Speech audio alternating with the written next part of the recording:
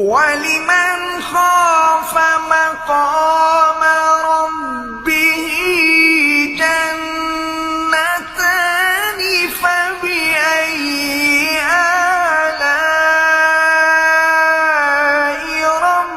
ربكما تكذبان ذواتا أفنان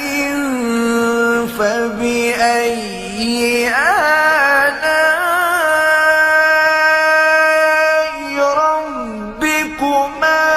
تكذبان فيهما عينان تجريان فبأي آلاء